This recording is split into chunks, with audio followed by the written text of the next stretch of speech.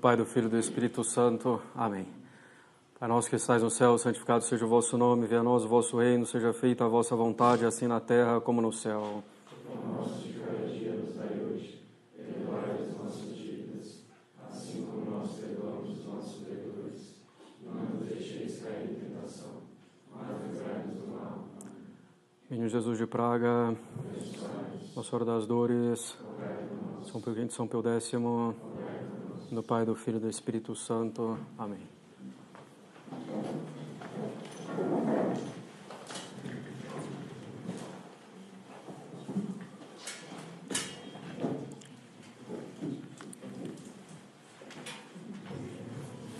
Bem, passamos então ao quinto mandamento, não matar.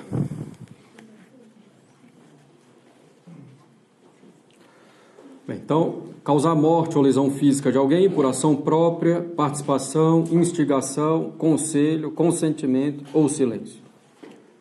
Ele diz causar morte ou lesão física de alguém, supõe que seja um inocente, né?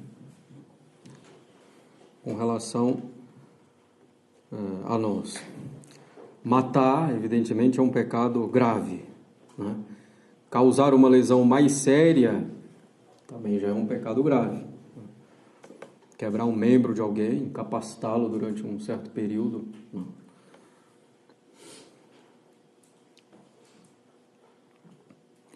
Além disso, dependendo, eu preciso também restituir os prejuízos, né, que a pessoa tem. Quebrei um braço de uma pessoa, ela é marceneira, vai ficar 2 meses sem trabalhar, então eu tenho que pagar para a pessoa. Bem, então, a lesão pode ser grave ou leve, dependendo de qual é essa lesão, né, das consequências dela. Evidentemente, é lícito matar em legítima defesa para deter um injusto agressor quando não há outro meio, né? Um injusto agressor quando essa agressão é um bem também proporcional à vida da pessoa, né? Então, se alguém vem me matar, posso me defender. Se o modo de me defender não tiver outro modo a não ser matando a pessoa, posso matá-la sem problema. Faz parte, inclusive, do direito natural. O que nunca se pode fazer é matar um inocente.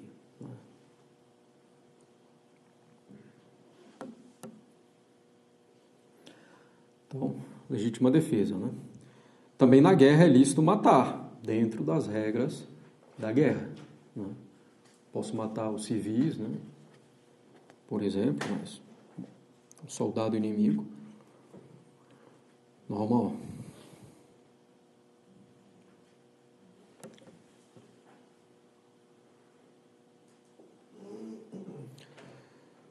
Também a pena de morte é lícita, né? É admissível, porque é uma legítima defesa da sociedade como um todo. Bem, assim como no corpo de uma pessoa é possível mutilar um membro doente para salvar o todo, também no corpo social é possível mutilar ou amputar um membro para garantir o bem do todo. Então, na sociedade, em certos casos, com certos crimes, é possível, é lícito e é bom que se aplique a pena de morte, quando fazê-lo com toda a justiça, para evitar o zelo.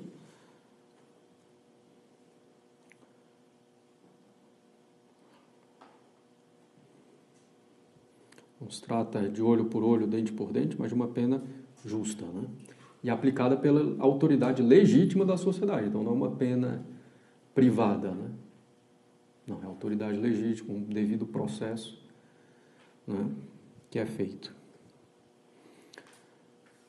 Lembrar que a pena para um criminoso, ela tem 2 aspectos.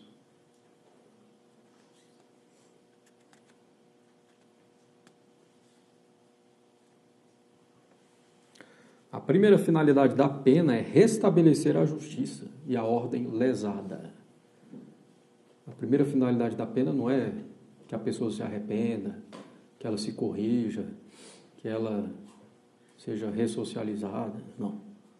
A primeira finalidade da pena é restabelecer a justiça lesada pelo crime cometido por aquela pessoa.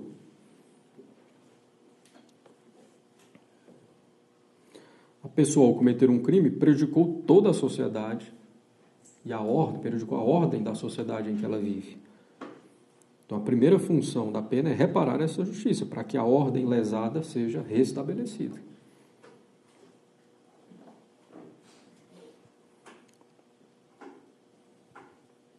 Depois é que vem o arrependimento do criminoso.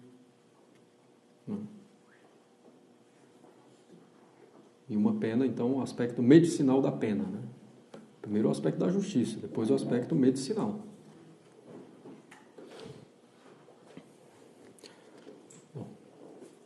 Pena de morte, inclusive, né, nos casos proporcionais, cumpre as duas coisas. Estabelece a justiça, inclusive dando exemplo para os outros também, e ajuda o criminoso a se dar conta da gravidade do seu crime, a se arrepender disso, inclusive sabendo que vai morrer, preparar-se devidamente para a morte, tem oportunidade para isso. Inclusive na situação que se deve desejar, tem um padre que acompanha, confessa, está à disposição para administrar os sacramentos, os últimos sacramentos. Então a pessoa pode ser condenada à morte, garantida a salvação da sua alma.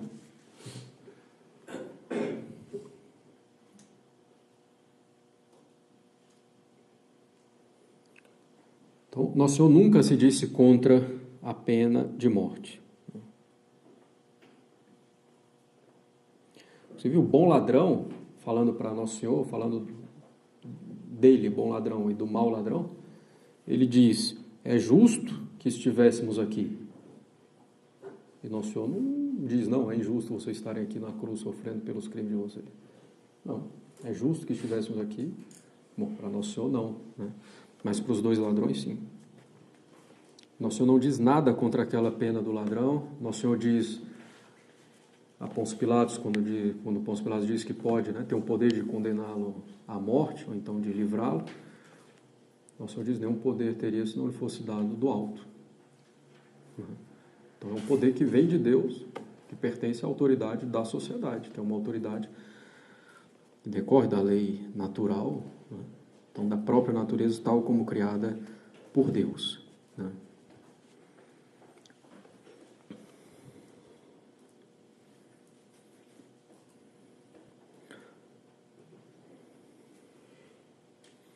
Então a pena de morte é uma coisa que está completamente de acordo com a lei natural e com o ensinamento constante da Igreja, né, durante 2000 anos.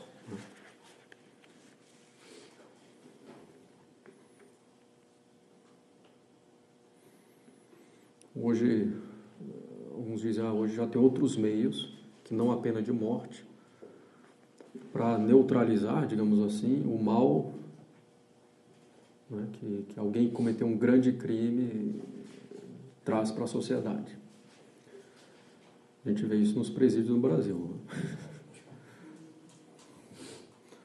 A pessoa entra no presídio já não está muito boa, né? Sai de lá 1000 vezes pior.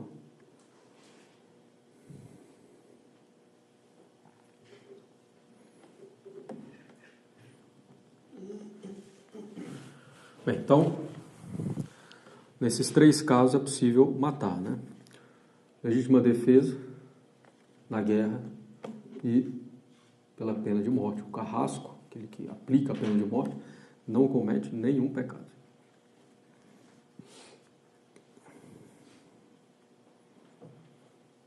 Claro, não é para fazer por crueldade, etc., mas por justiça, cumprindo seu dever para com a sociedade, né? Só para deixar claro, né?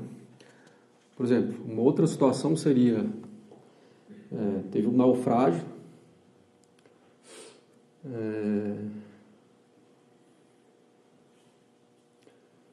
tem uma só boia, tem 2 pessoas, eu não poderia chegar e matar a pessoa para ficar com a boia. Isso é uma outra situação, ele não está me agredindo, não é justo agressor, nem nada disso. Tem que encontrar uma outra solução aí.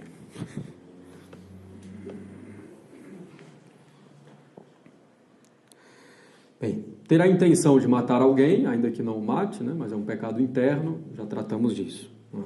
Claro que é grave. Bem, assassinato. Realizar um aborto. O assassinato de alguém que ainda está no ventre da mãe, indefeso. Existe então uma malícia ainda maior, né? É o mais frágil, que mais precisava de proteção, se tira a vida dele. Né? Depois o pessoal fica fazendo a associação entre pena de morte e aborto. Né? Não, a pena de morte é um passo para o aborto, etc.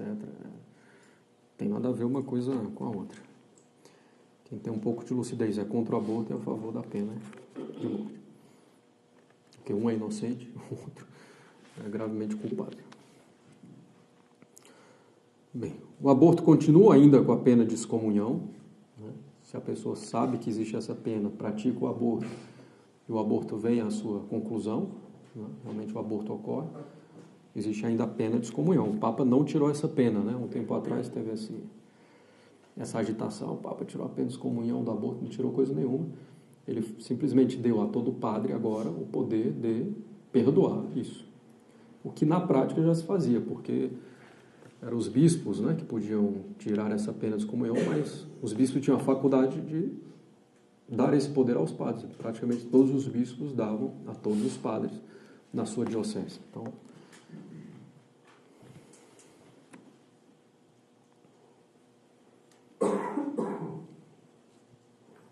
o que mudou é que agora todo padre pode resolver. Né?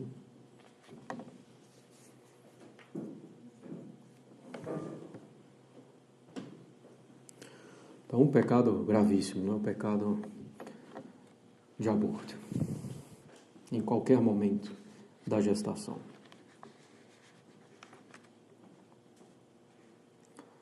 Abortar, ajudar alguém a procurar um aborto, né? Ajudar também, né? Aconselhar, também incorre na pena de excomunhão, se o aborto vem ao seu termo. Né? A eutanásia, que é matar alguém que está doente, que já está morrendo. Então não posso matar. Nunca é possível matar diretamente um inocente. Qualquer meio, dar um tiro, dar uma injeção, dar um veneno, nada.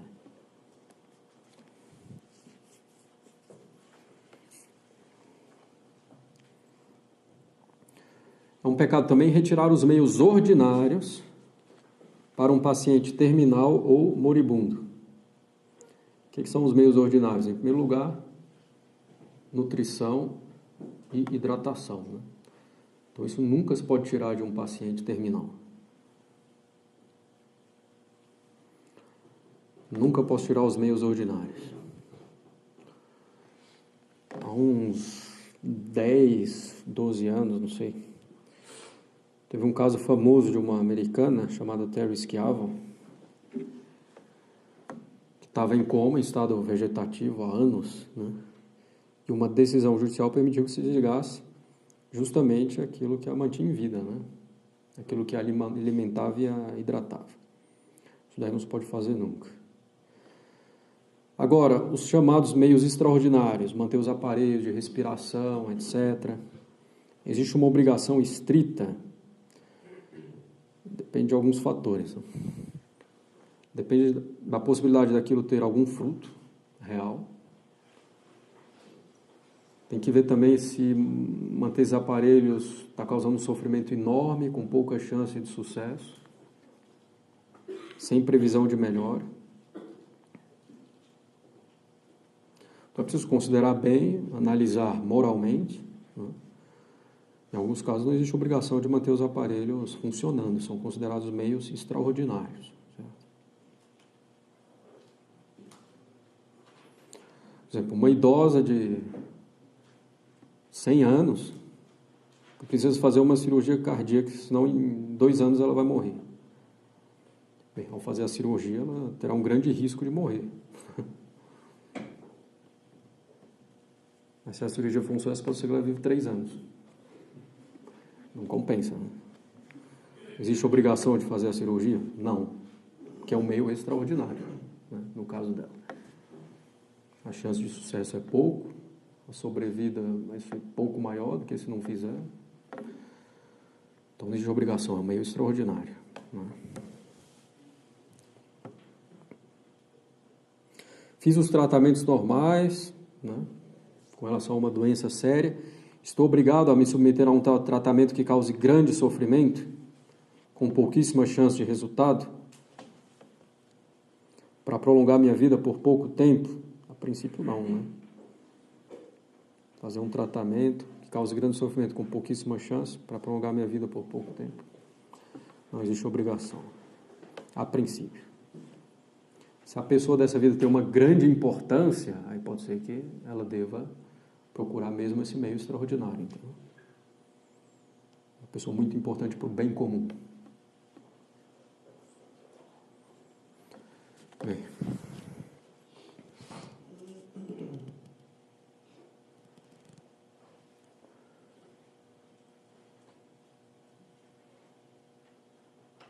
Suicídio, pecado gravíssimo.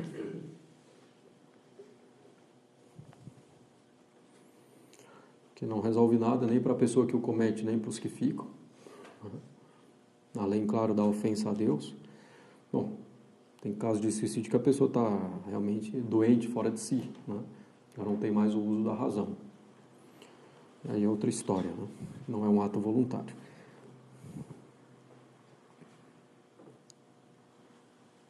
Tentativa de suicídio, sérios pensamentos de cometer suicídio, ficar alimentando esses pensamentos. Então, às vezes pode vir um pensamento, se eu morresse, etc. Se a pessoa afasta logo, uma coisa passageira e combate. Pode ser que não seja nenhum pecado, um pecado venial, mas se a pessoa vai alimentando esses pensamentos graves, evidentemente tem um pecado mortal. Bom, brigas, rixas, depende do que é.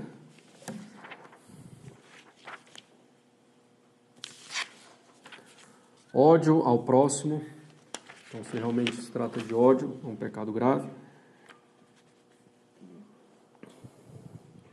Não confundir esse ódio com uma pequena aversão, um sentimento passageiro, né? Trata-se aqui de um ódio alimentado, não combatido. Desejo de vingança, pode ser grave ou leve, dependendo do que é essa vingança.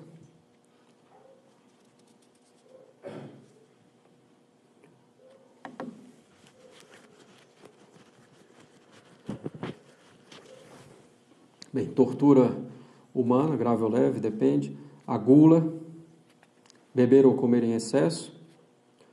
A gula só vai ser pecado grave se realmente coloca em risco, se prejudica a saúde, né, seriamente. A pessoa comeu até vomitar de tanto comer, tem um pecado grave aí, né, claro. Não, passou um pouco do limite, pecado venial. Embriaguez, né? A embriaguez tem graus, né? A embriaguez completa é um pecado mortal. A pessoa perde o uso da razão, né? Fica realmente fora de si.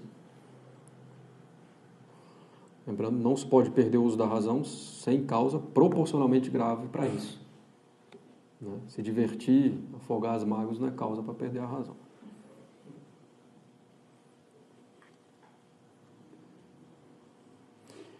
Se não tiver anestesia, o único modo é embriagar-se para fazer uma cirurgia. Poderia ser.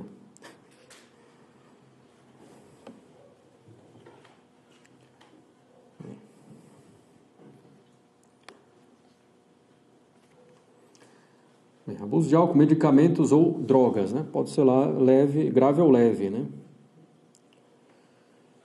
A questão das drogas, né? Bom, a gente mede primeiro o quanto essa droga vai fazer perder a razão. Né? Quanto mais fizer perder, mais grave ela é.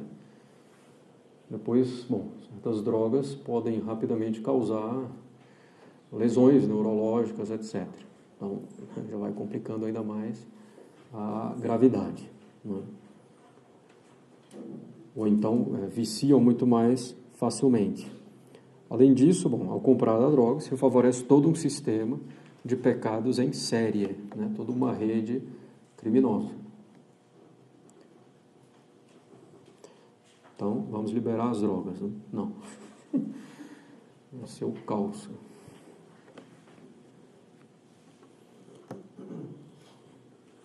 Não é solução para nada, né?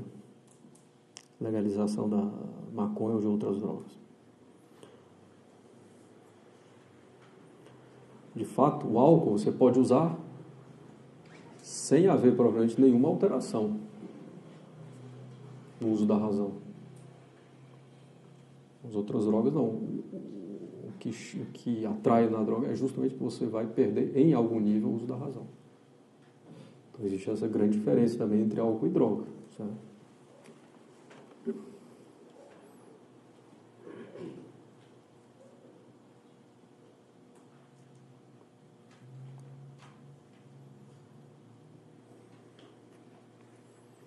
Então, bom, por todas essas circunstâncias, a princípio, o uso de drogas é algo grave. Colocar em perigo a vida de outros. Por exemplo, beber de forma a ficar alterado e dirigir, né? Dirigir muito rápido. Então, se realmente colocar a vida de outro ou de si próprio em perigo, é um pecado grave. Colocar em risco a própria vida ou membro de um corpo sem razão suficiente. Você vai fazer acrobacias arriscadas. Né? A pessoa vai escalar Everest, sendo que não escalou nem a... sei lá. O que tem aqui em Brasília? Então, não, seria imprudente, né? Agora, bom, o alpinista que já fez várias coisas, pouco a pouco, ganhando experiência, habilidade, chegou ao Everest, bom, a princípio até pode ir, né? Então, se a pessoa tem habilidade suficiente, né? Se o que fará é seguro, se o risco diminui por causa da experiência dela, por causa dos equipamentos, né? Então até poderia fazer. Mas se existe um risco razoável, não tem sentido nenhum, né, em fazer isso.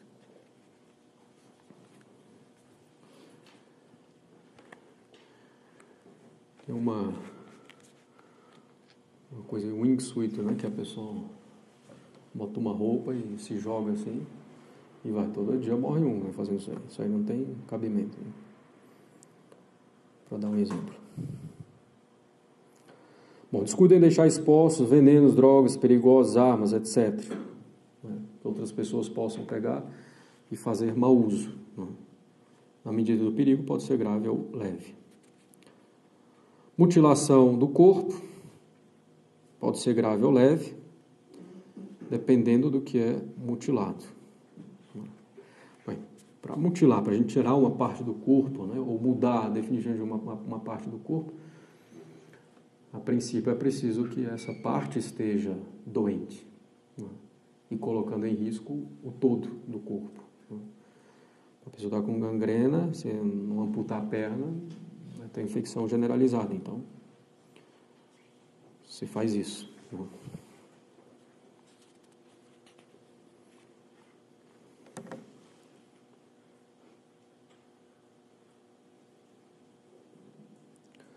Vasectomia, ligadura de trompa, né? Outro procedimento para evitar os filhos. Né? Apesar da prática muito generalizada, mesmo entre católicos, trata-se de pecado mortal. Né? Ainda que haja motivos legítimos para evitar os filhos. Então, primeiro é uma espécie de mutilação, né? Você modifica, destrói, tira a função de um órgão saudável para evitar os filhos. Então, uma coisa que não se pode fazer. Né? Além de contra a prestação própria do Estado matrimonial, gerar e educar os filhos. Para a sociedade civil, para a igreja. Então, bom, uma pessoa que fez isso, ela deve, a princípio, buscar a reversão da cirurgia. Se ainda existe a possibilidade de fertilidade, porque depois de um tempo, pode ser que já seja impossível a fertilidade, né? Pela própria idade da pessoa, ou pelo tempo da cirurgia. Né? Se ainda existe a possibilidade da fertilidade, e a pessoa não tem condições financeiras, paciência, mas ela deve procurar economizar para isso, né, na medida do possível. Bom, a esterectomia é retirada do útero, né? sem causa médica suficiente para isso, então tem que estar o órgão próprio órgão doente, né? Tem um câncer de outro, etc. Então, se tira, né? Senão não. Inseminação artificial ou fertilização in vitro, algo semelhante. Aqui também, apesar da prática muito generalizada, mesmo entre católicos, trata-se de um pecado mortal. Pode-se procurar meios lícitos, tratamentos lícitos, mas não esses daqui. O problema da inseminação artificial, fertilização in vitro, primeiro, que nós não podemos separar o aspecto da procriação, da união do homem e da mulher. Não pode haver união de modo inapto para a geração dos filhos, nem pode haver geração dos filhos sem a união. Além disso, tem outros vários problemas nesses métodos, né? Em geral, produzem vários outros embriões que ficam guardados, que servem para experimentos, que ficam congelados. E são vida humana, né? Então, não há proporção entre o desejo, né, da paternidade e da maternidade, embora muito legítimo, não há proporção entre esse desejo e as consequências gravíssimas que advêm do uso desses métodos. Né? Também contra o quinto mandamento, não matar, pesquisas científicas e morais e suas aplicações, que o Padre Marcos vai detalhar no curso de bioética.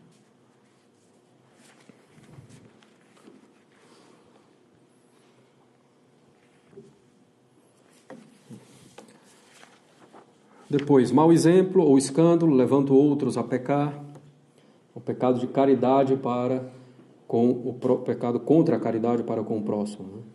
Então, não matar inclui os pecados contra o bem físico, material, né, o corporal do próximo, mas também os pecados contra o bem da alma do próximo. Pecado de escândalo vai ser grave ou leve, né, dependendo se eu levo o próximo a pecar levemente ou gravemente. Desrespeito pelos moribundos ou pelos mortos, pode ser grave ou leve, dependendo desse desrespeito. Não tentar evitar a guerra, né, os conflitos. Mostrar aversão ou desprezo pelos outros, quando é uma coisa assim mais superficial, pecado venial. Se é uma coisa mais profunda, mais séria, já é um pecado grave. Recusar falar com os outros quando cumprimentado. Nós somos obrigados a cumprimentar as pessoas quando somos cumprimentados. Né? Deixar de cumprimentar alguém, assim, de propósito, né? Um inimigo meu, uma pessoa que me fez muito mal, passa e diz bom dia, não por ironia nem nada, mas bom dia mesmo, por educação, eu sou obrigado a responder. Se eu não faço, é até um pecado mortal, porque isso demonstra um ódio para com a pessoa.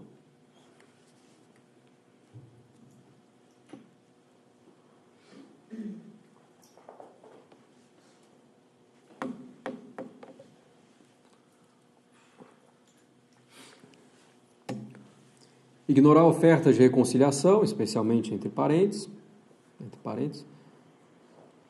Fomentar um espírito que não perdoa o próximo. Zombaria e escárnio, né? Ficar zombando de defeitos do próximo a ponto de levá-lo à ira. Pode ser um pecado grave ou leve. Pode ser até um pecado contra a justiça, nós vamos ver lá na frente também, né? Diminuindo a reputação que a pessoa tem diante dos outros. Né?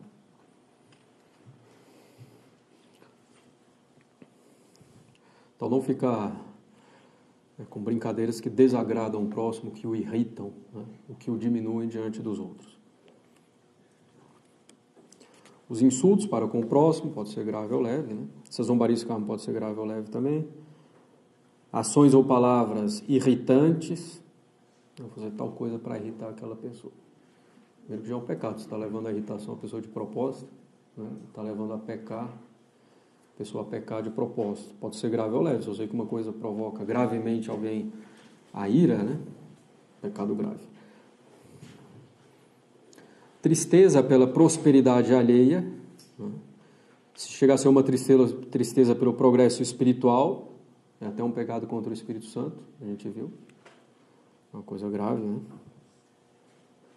Às vezes pode ser que eu veja o próximo prosperando, né?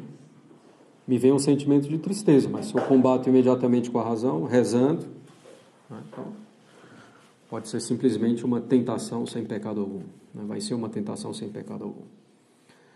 Contrário também, alegrar-se pela miséria alheia. Pode ser grave ou leve, dependendo dessa miséria, né? Se eu me alegro com algo que é uma miséria grave do próximo, é um pecado grave. Bom, a inveja, de um modo geral, que a gente vai ver mais na frente. Comportamento tirânico, né? Com relação aos inferiores, querendo que todos façam simplesmente a minha vontade, não me preocupando com o bem deles.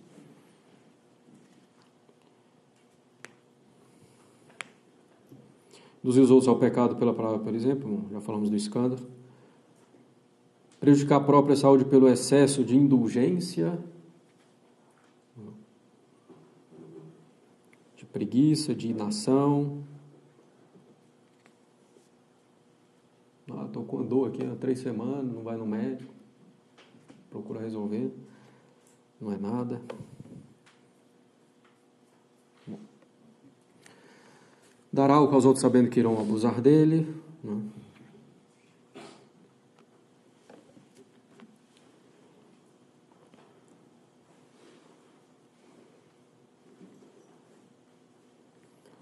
Por exemplo, uma pessoa é dona de um restaurante, sabe que um cliente sempre abusa da bebida, poderia até recusar a vender. Bom, não sei legalmente como é que funciona isso aí, mas moralmente pode e deve, ainda que contra a lei. Mas bom, se a pessoa não vende e o outro vai causar um grande tumulto, um estardalhaço, etc., bom, nesse caso poderia admitir a venda. Bom, vício em jogos de azar. O jogo de azar em si mesmo não é um pecado. Talvez seja só uma tolice. Mas ele, bom, primeiro que é uma coisa que vicia muito rapidamente, né? A pessoa, primeiro assim, jogo de azar, só o nome já diz que não vale a pena, né? Que é uma coisa que depende da sorte, em geral, ou principalmente, e não do mérito, né? Ou de uma habilidade. Bom, mas, a princípio, não é proibido. Enquanto tal. Agora, se é coisa ilegal, etc., aí já são outros aspectos também, né? Que vai favorecer uma máfia, uma organização, então já entrou outros aspectos, como na questão das drogas também. Então, bom, mas esses jogos colocam em perigo o sustento próprio da família, aí já começaria a haver um pecado. Então, um vício que vem muito rápido, quanto mais a pessoa perde dinheiro no jogo, mais ela acha que deve jogar para recuperar o dinheiro perdido. Aí ela perde ainda mais. Bom, jogar na Mega Sena é proibido? Não, é até um pouco diferente isso aqui, mas né, de um cassino, esses jogos de azar assim, que realmente devem ser evitados, porque em geral o ambiente já não é bom. Depois é uma coisa que vicia muito rápido e se perde muito rapidamente o dinheiro. Jogar na Mega Sena é lícito? É. O que é a Mega Sena? Nada mais é do que um imposto indireto para o Estado. Então você está pagando para o Estado, você está reclamando de muito imposto, está jogando na Mega Sena, você está dando mais dinheiro para o Estado. Então acho que não adianta não. Depois também ficar se iludindo, né? Vou ganhar na Mega Sena, e toda semana a gente vai ganhar na Mega Sena. Não ganha nunca. É que semana que vem alguém ganha, né?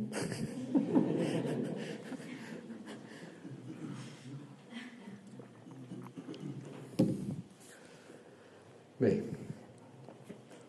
tomar contraceptivos que podem ser ou não abortivos, né? Lembrar que essas pílulas contraceptivas do dia seguinte ou não, hoje são abortivas, né? Lá no início, quando surgiu a pílula, não era abortiva, era só contraceptiva, mas tinha muito efeito colateral pela combinação dos hormônios. Então eles tiveram que trocar, quer dizer, mudar, né, a composição lá dos hormônios, consequentemente tem um efeito contraceptivo menor, mas tem um efeito abortivo. Então tem que ter muita consciência desse aspecto também. Né? A pessoa que faz uso de pílula anticoncepcional assume também um risco de aborto. Né?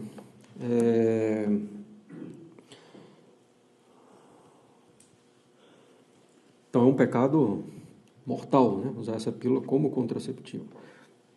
Apesar de ser uma prática generalizada, mesmo entre católicos. Né? Bem, às vezes esses contraceptivos são indicados para tratamento de alguma doença, né? De algum distúrbio hormonal, etc. Algo nesse sentido. E aí? Bom, se a pessoa não é casada e leva uma vida casta, a princípio não tem problema. Né? Embora os efeitos colaterais também sejam relativamente sérios, né? Não são coisas tão divulgadas, mas de vez em quando a gente vê, até mesmo nos jornais, etc., algumas consequências sérias, em particular a trombose, né? Dá nas mulheres por causa do uso do anticoncepcional.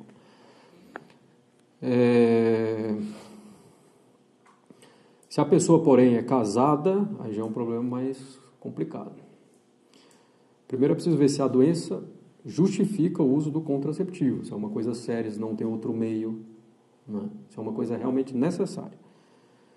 Se realmente é necessário, o que a pessoa vai ter que fazer? Vai ter que, tomando o contraceptivo, utilizar o método natural para evitar o perigo de aborto. Né? Bem, em todo caso, é preciso procurar um padre de boa consciência que poderá orientar melhor no caso concreto. Né? Uso de métodos profiláticos, né? Ou de barreira para evitar a gravidez ou doença sexualmente transmissível. Mesma observação do pecado precedente. Algum desses meios, né, são também abortivos. Né? O DIU, em geral, é abortivo. Dispositivo intrauterino.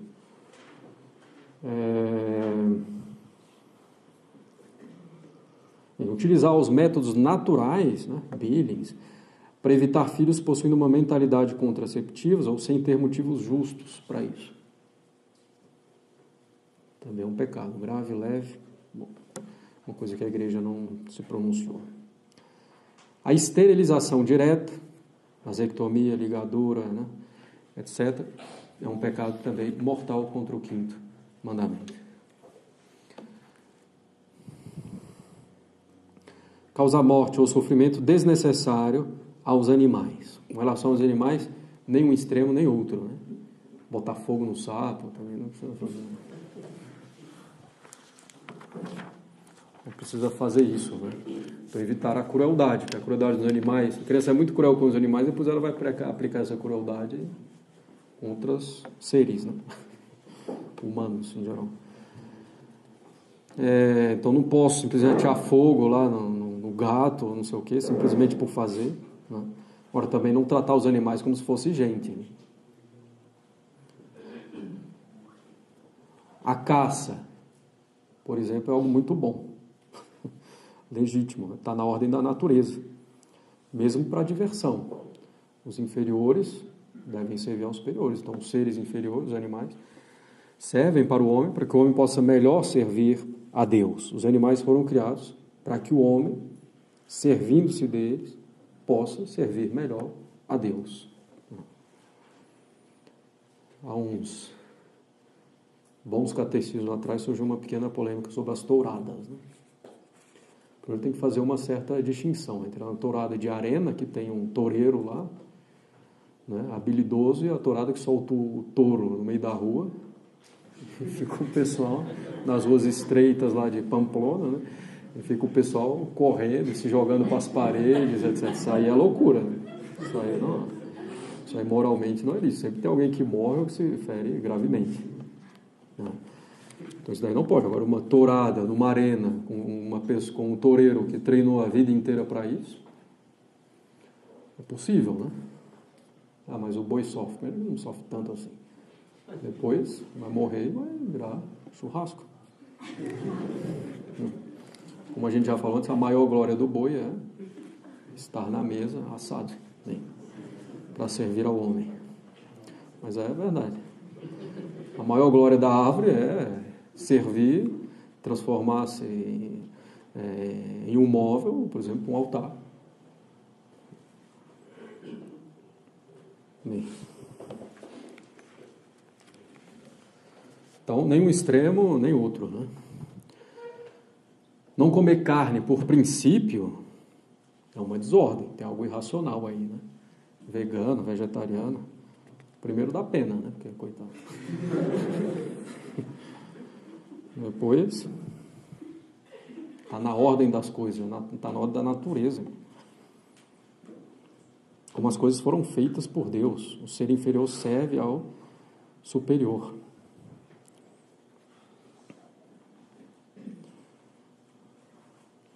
Eu coloquei no texto aqui exemplos do seminário, eu não lembro o que é isso. Exemplos do seminário. Não, mas, bom, não chegou nesse extremo, não.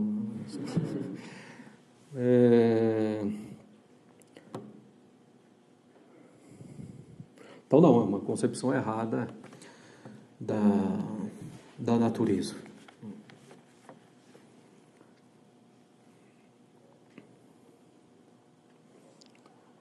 Bom, não comer carne por penitência é outra coisa. Primeiro que você reconhece que é bom comer carne, você está fazendo a penitência, você está se privando de algo bom. Aí já é outra perspectiva.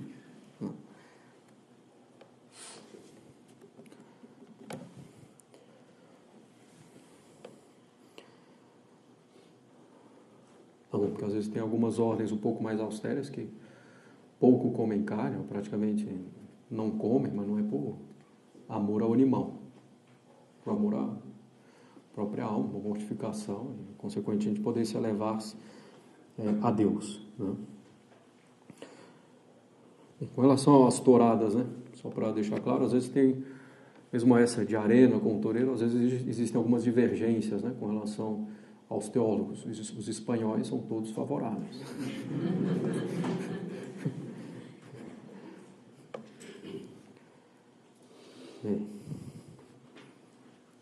Não, porque a tourada também traz lições de virtudes, né? O toureiro que está lá no meio tem que ter uma certa coragem, pelo menos, né? Depois, justamente, é um duelo do ser racional, dotado de inteligência, contra um ser irracional muito mais forte. Né? Bom, de vez em quando ocorrem acidentes, né? Mas é uma coisa relativamente rara, né?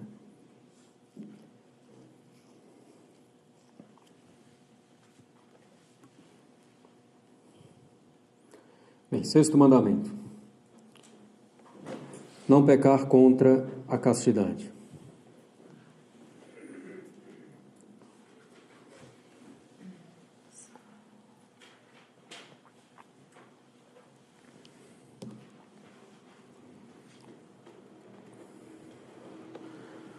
Bem, só um parêntese já desde o início. Até o normal para uma pessoa confessar, né? Seria ela dizer já o seguinte, né? Bem, confessei há tantos dias, há um mês, recebi a absolvição, né? Cumpri a penitência, comunguei, e sou casado, ou sou um padre, sou um religioso, sou uma religiosa, né? Ou então sou solteiro, isso não é uma coisa evidente, porque alguns pecados mudam de natureza ou gravidade, ou mesmo número, dependendo do estado de vida da pessoa. Uma pessoa que é casada comete um pecado contra a castidade, tem dois pecados, um contra a castidade e outro contra a justiça. Somente o cônjuge tem direito a esses atos, né? Somente o cônjuge tem direito com relação a esses atos, né? Então, uma injustiça com relação ao cônjuge. Então, por isso que às vezes o padre vai perguntar, solteiro, casado, né? Para ter uma ideia das coisas.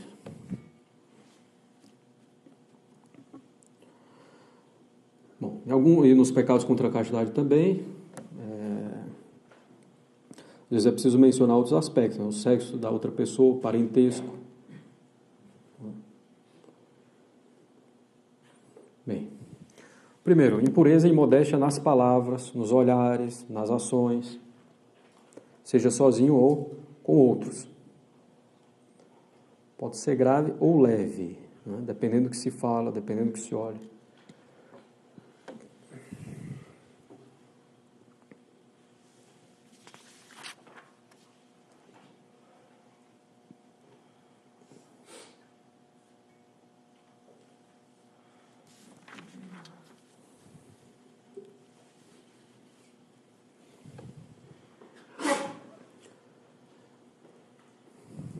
Bem, com relação aos olhares, né? Depende. Primeiro, esse olhar é de curiosidade ou de malícia, né? Se for realmente por malícia, aí já é um pecado mortal. Se é uma coisa mais por curiosidade, tem que ver. A coisa que está olhando provoca mais seriamente ou não, né? Quanto tempo durou esse olhar? Uma coisa, olhei, tirei, etc., né? Seria uma coisa que tenderia a ser venial. Se é uma coisa que provoca já mais seriamente, demorei um pouco mais o olhar, então a chance de um pecado grave é maior. Claro que se olha para uma coisa que provoca gravemente, voluntariamente, é um pecado grave, né?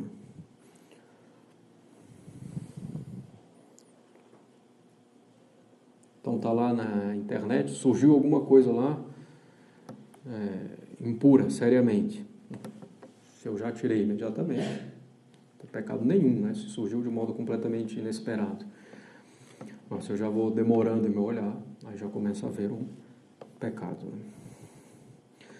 Bem, cantar ou ouvir piadas sujas, falar ou ouvir, né, consentindo coisas indecentes ou com duplo sentido, depende da gravidade do que se conta, do que se ouve voluntariamente.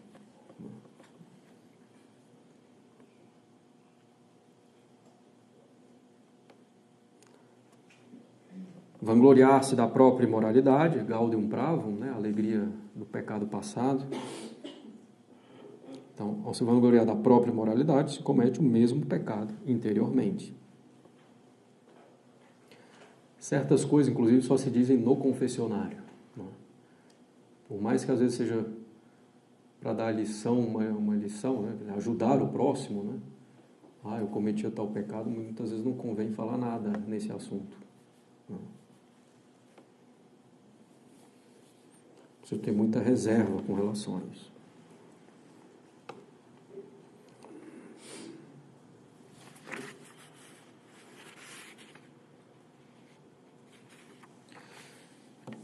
Bem, nas palavras aqui, só para voltar, né? A questão dos palavrões, né, também. Então, um palavrão, propriamente dito, de fato é um pecado. Pode ser grave ou leve, dependendo até da baixeza disso daí. Que no Catecismo Católico Popular, ao tratar do assunto, ele cita um santo, agora não vou me lembrar o nome, mas que diz justamente, é impossível ter uma vida pura quando se falam palavras impuras, né? Porque ou essas palavras já vêm do coração, da alma da pessoa, de como ela vive, ou falando as coisas, ela vai se encher disso e vai viver assim, é evidente, né? Então é preciso ficar bem atento com relação aos palavrões para falar e também para ouvir, né?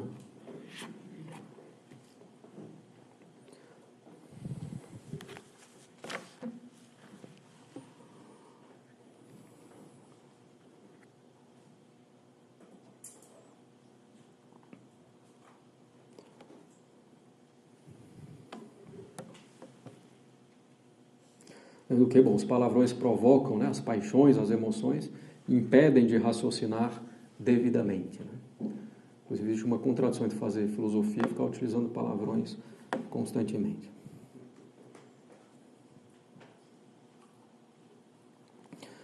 O que é também uma certa estratégia para as pessoas pensarem menos e aderirem mais facilmente, né, ao que está sendo dito. Vou achar legal. Bem, utilizar roupas imodestas, né? A gravidade depende da roupa. Uma roupa que provoca gravemente, que chama a atenção gravemente, é um pecado mortal, né? Mini saias, calças apertadas, né? Decotes arrojados, blusas e saias transparentes, roupa de banho, evidentemente.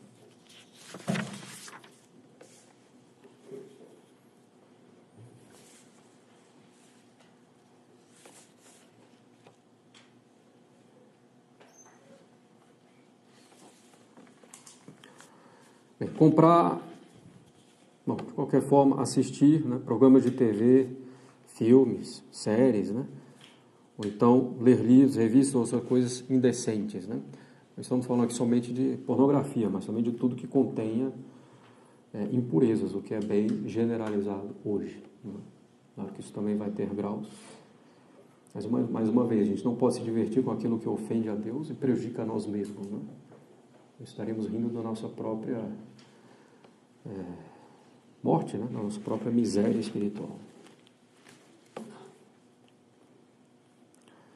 Expor-se voluntariamente a ocasiões de pecado, por curiosidade pecaminosa, por manter companhia perigosa, por frequentar locais perigosos, diversões perigosas ou pecaminosas, né? Por danças indecentes, quase todas as modernas, né? Ou jogos indecentes, por familiaridade indevida com pessoas do sexo oposto.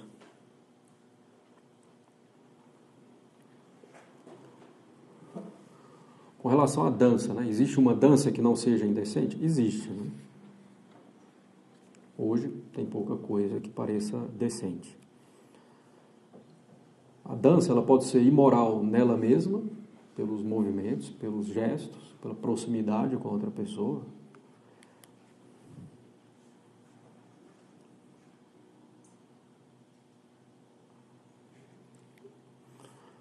Mas ainda que em si mesma, talvez uma dança não seja, né, indecente, preciso considerar também as circunstâncias. Quem está presente, que música, onde se dança, com que intenção, né? São Luís de Montfort tem uma música sobre a dança. Ele diz que a dança em si é algo indiferente. A dança em geral, né? Mas ele diz, para dançar sem pecado são necessárias tantas circunstâncias. A dança tem que ser boa, um ambiente bom, um horário conveniente, pessoas convenientes, reta intenção, que é muito difícil, né? Primeiro a dança ser boa, depois um ambiente bom, em geral já é uma coisa mais escura, um ambiente agitado, que já mexe muito com a sensibilidade, né? O horário, em geral de noite. As pessoas, em geral, também não são convenientes. Então, ele diz, para dançar sem pecado são necessárias tantas circunstâncias que é quase impossível dançar sem pecado. Então, claro, há danças medievais, né? No máximo se dava a mão em alguns momentos, movimentos cadenciados, sincronizados, que exigiam atenção. Seriam danças possíveis, né? Bem, manter companhia pecaminosa ou morar com alguém que não é o cônjuge, né? Pecado grave, evidentemente.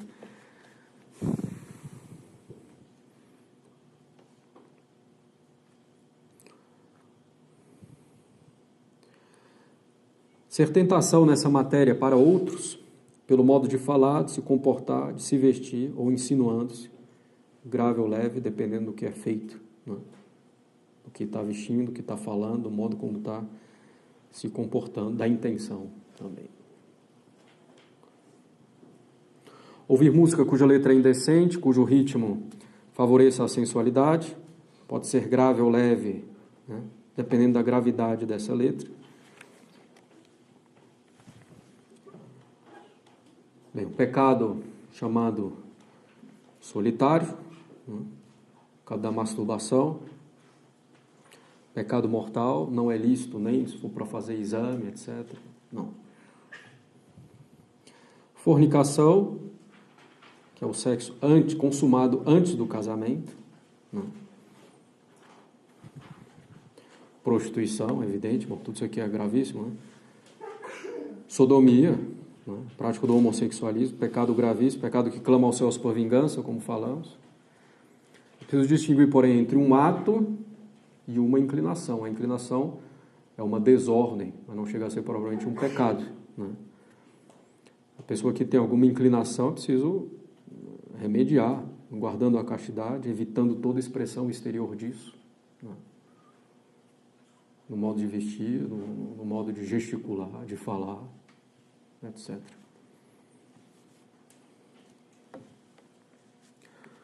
Bem, inúmeras outras partes contra a natureza que existem. O adultério, também pensamento, como todos os outros pecados, né?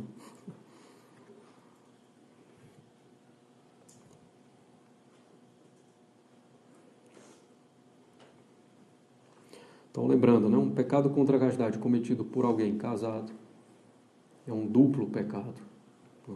Um contra a castidade, outro contra a justiça. Somente ao cônjuge cabe o direito sobre o corpo do outro cônjuge.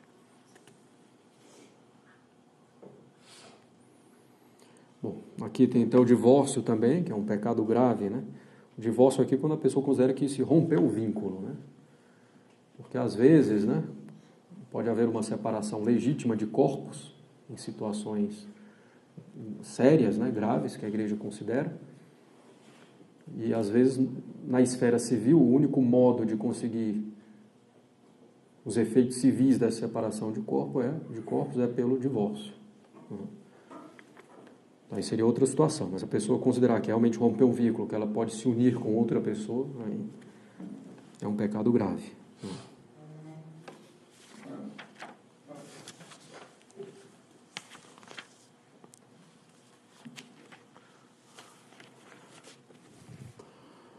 Bem, poligamia, né, ou poliandria, um homem mais de uma mulher mais de um homem.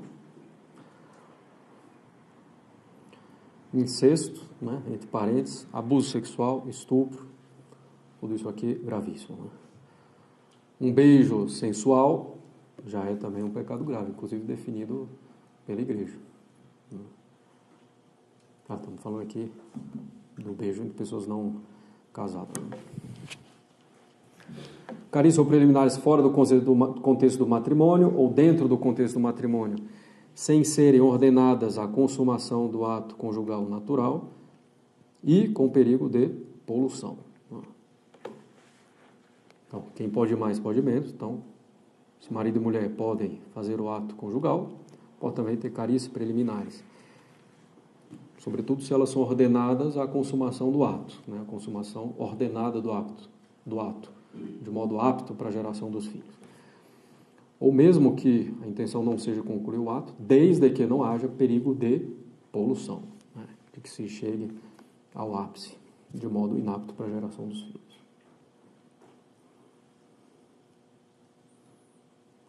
Então, carícias ou preliminares, que se conclui de modo inapto para a geração dos filhos, é um pecado mortal. No namoro, não se deve passar de dar as mãos com moderação. E no noivado, idem. Não muda nada com relação a isso.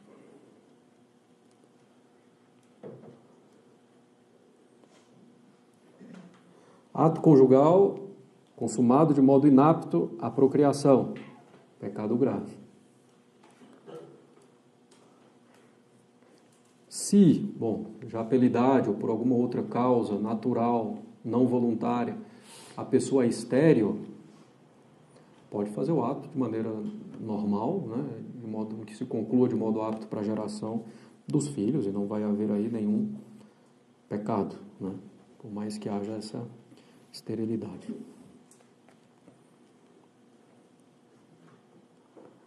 Negar o débito conjugal sem razão realmente legítimo para tanto, já vimos isso. As danças está aqui de novo, não sei porquê.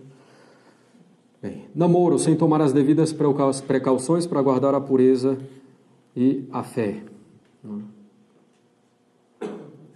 Bem, com relação à fé, o que é o namoro? É uma preparação para o casamento. Então, começar a namorar tem que ter em vista o casamento. Primeiro, com relação à fé. Então, vai procurar como namorado alguém católico. O rapaz vai procurar uma moça católica, a moça um rapaz católico. evitar o seguinte, né? Vou namorar a moça, né? O rapaz, né? Tanto faz aqui. Então, a moça diz, vou namorar um rapaz protestante, aí eu vou tentando convencer ele a se converter, né? Isso aí não funciona, espere ele se converter primeiro, depois começa a namorar. Então, não, um grande perigo para a fé é começar a namorar alguém que não tem a fé católica. No principal, que a religião, vai haver discordância, né? Ou depois a pessoa vai ali, na época do namoro, né? Quer agradar, quer casar, aí cede um pouco, cede aqui, dá grande esperança, depois casa e não tem mais nada. Abandona tudo. Bem, a igreja não chega a proibir um casamento entre um católico e um não católico, mas é preciso a dispensa do bispo. Às vezes, infelizmente, se concede muito facilmente, né? Mas deveria ser uma exceção da exceção por um motivo sério, porque é um perigo realmente grave para a fé. Do católico, depois dos filhos também, vai ser o caos, a educação deles, muito difícil, né? Embora o cônjuge não católico, anteriormente ele tinha que reconhecer, quer dizer, ele tinha que permitir que o cônjuge católico educasse na fé católica. Hoje, simplesmente, ele reconhece que o cônjuge católico tem a obrigação de educar na fé católica. Não quer dizer que ele vá deixar.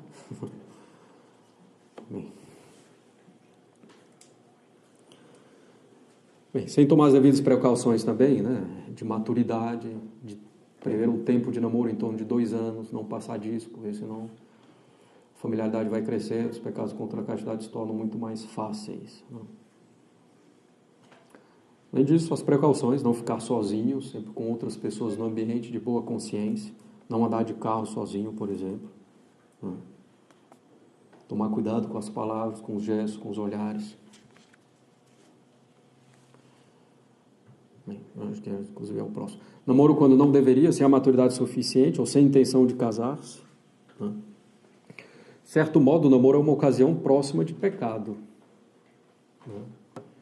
Fala muito com a pessoa de outro sexo, algumas tentações, evidentemente, vão surgir, mas é uma coisa necessária para casar, né? Então, se aquele que namora faz a sua parte, toma as precauções, reza, Deus dá as graças para não cair, né? Bem, então, o correto é começar o namoro quando já tiverem visto um casamento em breve, né, dentro de 2 anos. Daqui em 2 anos eu penso que, né, eu já terei um emprego assim, assado. Então espera um pouco, ter alguma coisa realmente bem mais sólida, né?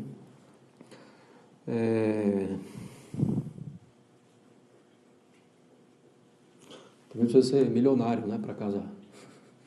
Não é essa a questão, não, mas ter o mínimo de condição para começar uma vida e poder ir avançando, né, ao menos. Bem, com relação a alguns locais perigosos, né, que a gente mencionou, evitar locais perigosos, etc. Um deles, por exemplo, são banhos públicos, né, praia, piscina, em clube, ou piscina mesmo numa casa, né? A igreja tem critérios claros com relação a isso, né? É possível tomar banho na praia? É. Calma lá. Com 3 condições. Companhia não mista, então que não se misture homens e mulheres, trajes decentes e local reservado. Então, se tiver companhia não mista, tem lá só homens ou só mulheres, trajes decentes, que não são os trajes de banho atuais, mesmo entre só homens e só mulheres. Isso é importante, né? Essa falta de pudor, mesmo que seja entre o mesmo sexo, né? Isso daí, evidentemente, causa um prejuízo para a alma e leva à difusão das práticas contra a natureza também, né, do homossexualismo. Então, companhia não mista, trajes decentes e local reservado, então que outras pessoas não estejam vendo, olhando, etc., né? Então, se encontrarem uma praia assim, tudo bem.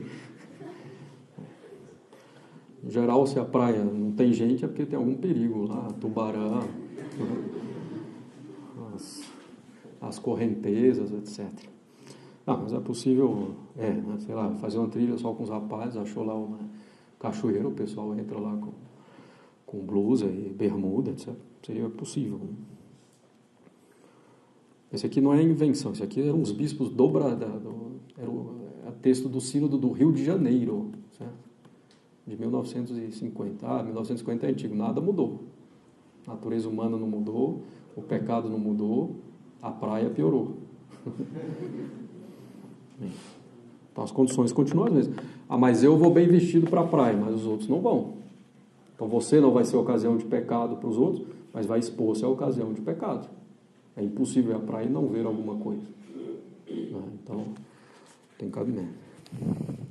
Vou às 6 da manhã. 6 da manhã já na praia já tem bastante gente.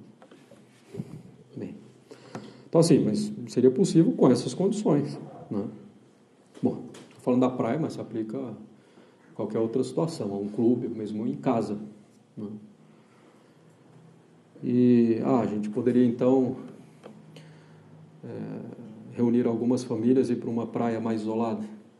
Se você reunir várias famílias, vira uma praia pública. Não adianta nada.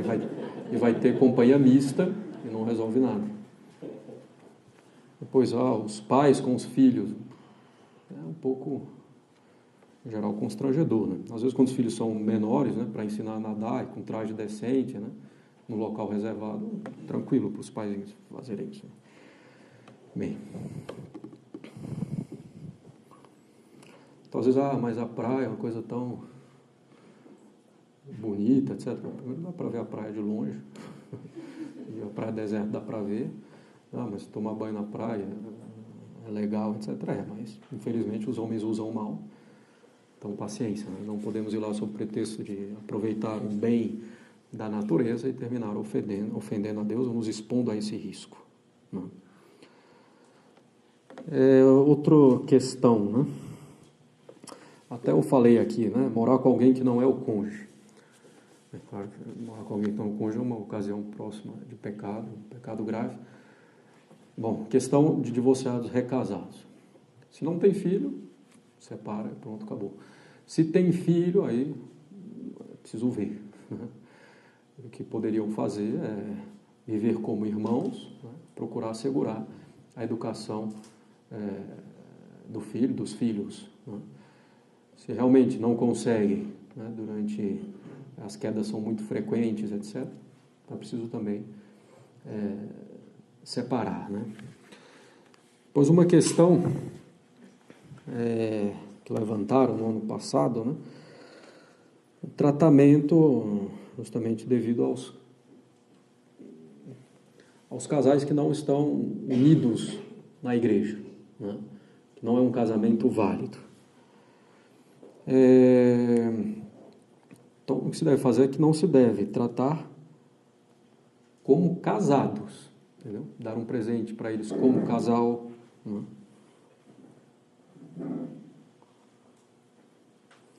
É evidente que todo contato não se pode evitar, em certos casos nem é aconselhável, né? Para tentar ajudar mesmo a esclarecer a situação. Mas, ao mesmo tempo, não se pode tratar como se fosse algo completamente normal.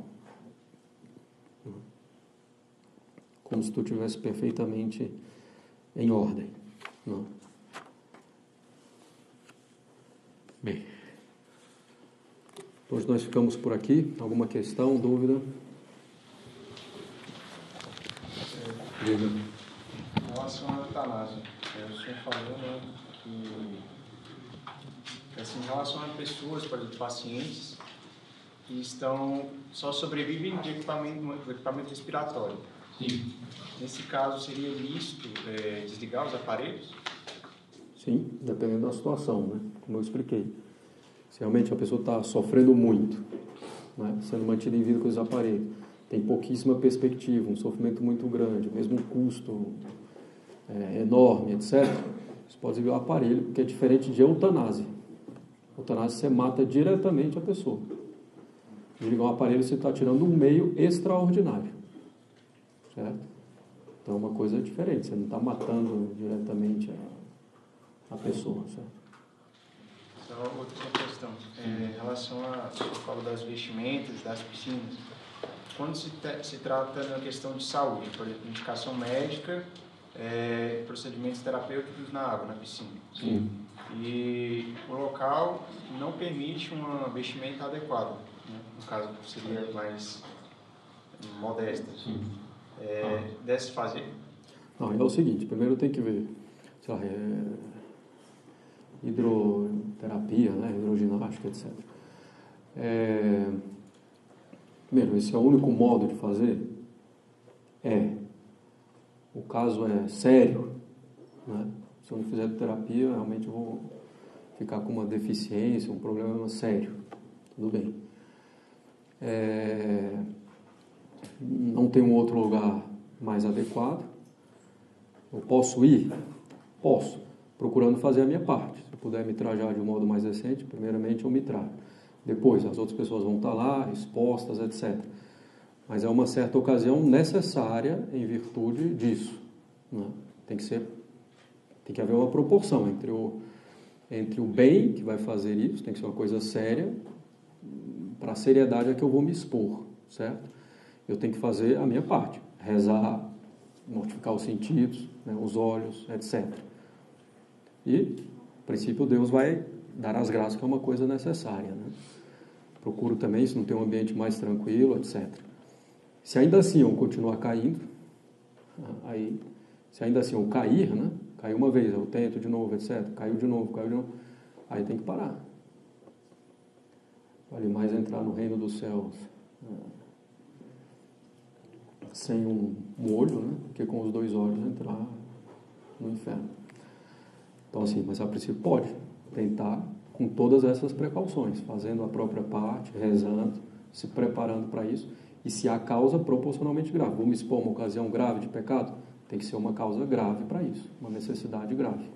Quando se trata do bem para o outro, no caso? Sim, Não, aí também, sim.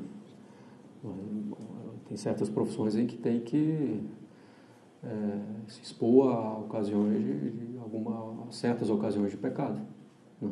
Mesmo um médico, por exemplo, às vezes tem que se expor a isso, mas se ele faz realmente profissionalmente, né, com uma boa consciência, tendo realmente a intenção, rezando, se preparando para isso, né?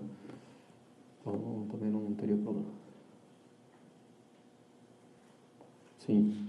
E quanto a esportes radicais, que é o senhor deu o exemplo do alpinismo? Sim. Depende, primeiro, do esporte em si radical, né? Porque apesar de radical, se ele tem uma certa segurança, para quem tem habilidade para isso, né? E os casos de morte são raros, né? Você poderia fazer. Agora, como eu falei, né? Aquele lá que você veste uma roupa assim e se joga lá, aí bate na montanha, isso aí não tem jeito. Então assim, se a pessoa tem, se com a habilidade dela, se com os equipamentos de segurança, né, o perigo de morte não é tão próximo, quer dizer, é um perigo remoto, então não teria problema. Se é um perigo grave, simplesmente pela satisfação de fazer o esporte, isso é uma desordem completa, né? Então, brinquedos de parque de diversão seria uma desordem. Se for no Nicolante, eu não recomendo.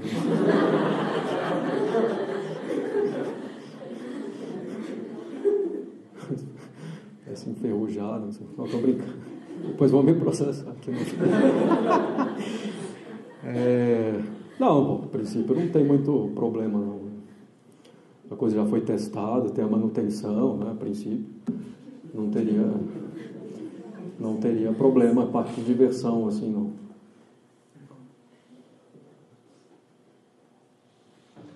É lícito o católico ser testemunha de um casal que vai casar só no civil e não permite? Primeiro, assim, o católico, é até bom já abordar essa questão também.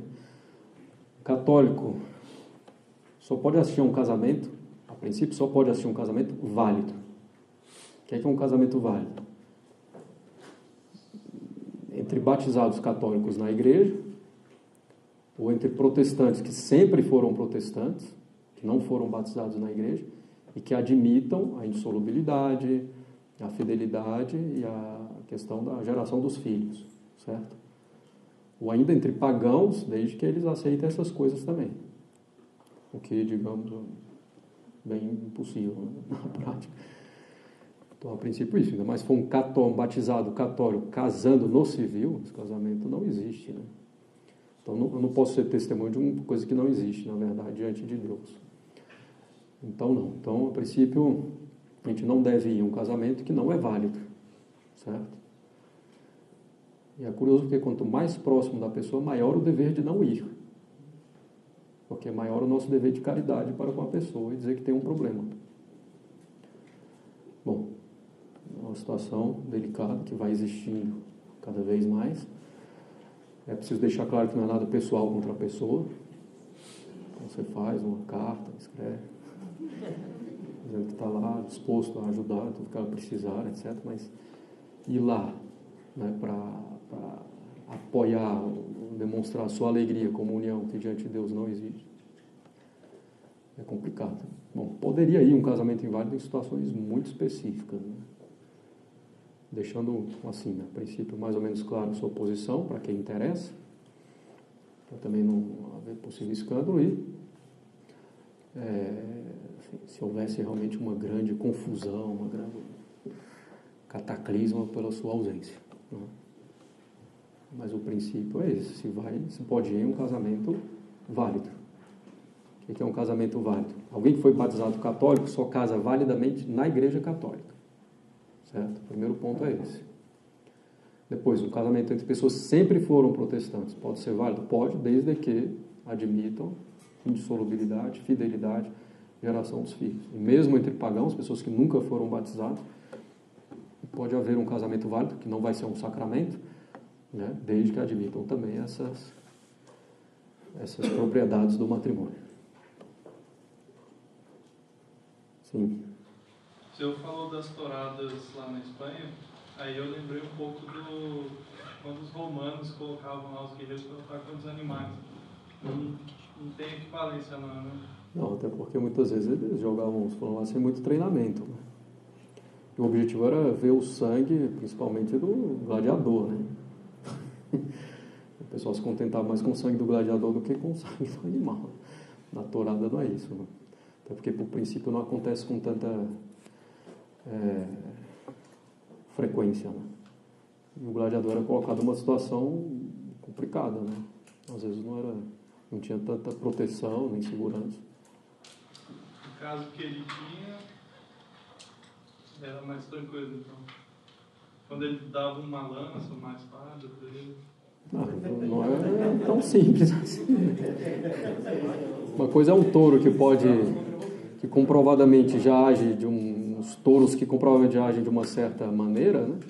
Calculada, digamos assim, que vão atrás lá do pano vermelho, né? Que não vai te dar uma mordida, pode dar um chifre que você consegue escapar mais ou menos. Outra coisa é botar um leão lá, é complicado, né? Então, assim, eu acho que não é exatamente a mesma coisa. Se tivesse alguém, por exemplo, que tem o domador de leão, então ele está lá e tranquilo. Acidentes acontecem, mas não haveria problema. Se ele tem experiência, ele sabe lidar, né? Tem o domínio sobre o animal, não haveria problema. Mas botar alguém lá com uma espada e um escudo contra o leão, eu acho meio complicado. Certo?